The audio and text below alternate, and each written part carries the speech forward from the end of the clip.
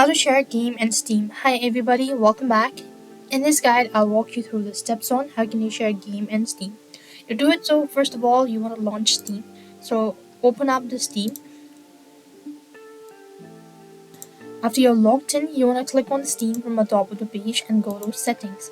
As you go to settings here, you want to come to security and make sure that the Steam Guard is enabled.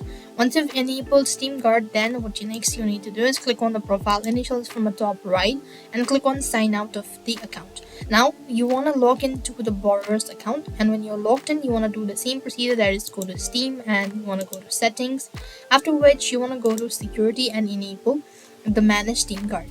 And once you've actually done it, so then what next you want to do is click on the Steam once again and go to settings.